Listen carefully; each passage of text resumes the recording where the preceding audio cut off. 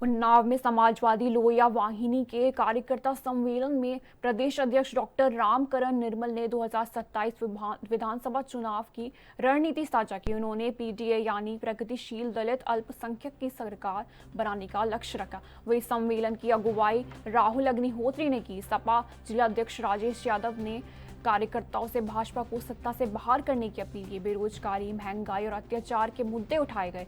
कई नई नियुक्तियां भी की गई। कार्यक्रम में सैकड़ों कार्यकर्ताओं और कई नेता मौजूद रहे। माहौल पूरी तरह चुनावी जोश में नजर आया।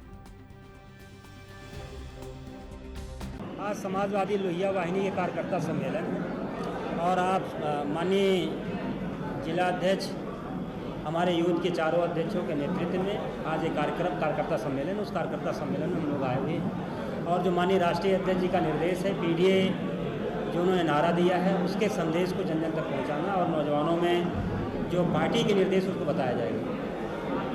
सरकार में आने के लिए 2027 में आने के लिए समाजवादी पार्टी मेहनत तो कर रही है, मगर लोहिया वाहिनी की टीम किस तरह से गाँव में जा रही है, लोगों के पास जा रही है, कैसे? समाजवादी पार्टी का हर एक कार्यकर्ता राष्ट्रीय अध्यक्ष माननीय अखिलेश यादव जी को इस संदेश को जहां जन जन तक पहुंचाने का काम करेगा।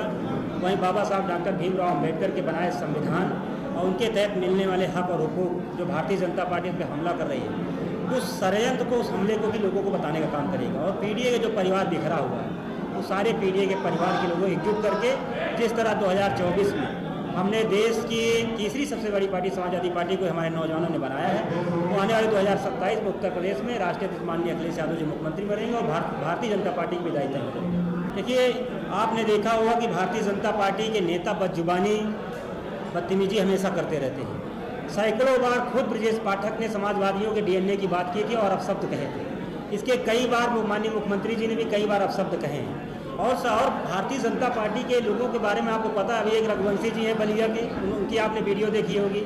इसके पहले आपने देखा होगा मध्य प्रदेश के जो मिनिस्टर थे, उन्होंने क्या कहा था, जो देश की बेटी सोफिया थी उसको उन्होंने कहा था आतंकवादियों की बहन कहा था। इसके बाद उनके एक मंत्री का बयान आपने देखा है कि देश और सेना नतमस्तक है मोदी जी के। तो भारतीय जनता पार्टी बदजुबानी और बदतमीजी करती है और ये जो राजनीति है उसकी शुचिता नहीं, उसकी मर्यादा नहीं है।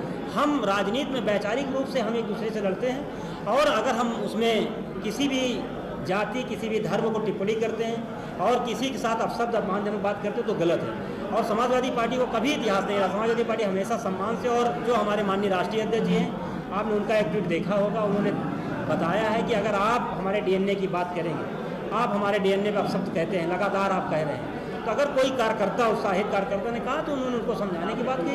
समाजवादी पार्टी की राष्ट्रीय अध्यक्ष जी ने कहा कि हमने उन्हें समझा दिया है। और ये भारतीय जनता पार्टी के लोग भी सोचें कि जिस तरह वो बहन बेटियों के साथ मान सम्मान के साथ, जिस तरह दलितों पिछड़ों के साथ अन्याय अत्याचार कर रहे हैं, जिस तरह बहनों का बलात्कार हो रहा है। आपने देखा नहीं, अलीगढ़ में कि 2 भाइयों, दलित भाइयों को सिर्फ जय भीम करने के लिए पीटा गया। आपने बुलंदशहर की घटना देखी, कैसे थार चढ़ा के कुचल दिया गया।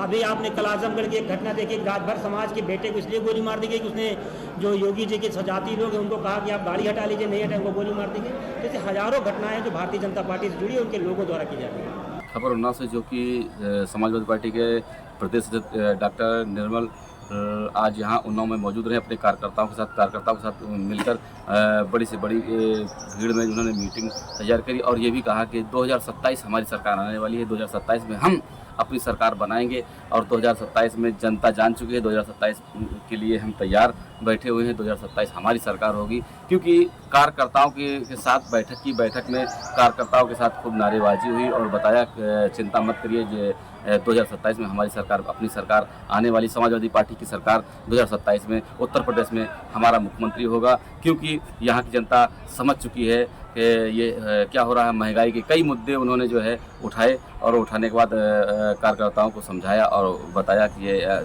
चिंता मत करिए, 2027 में हमारी सरकार होगी। एक संविधान होगा।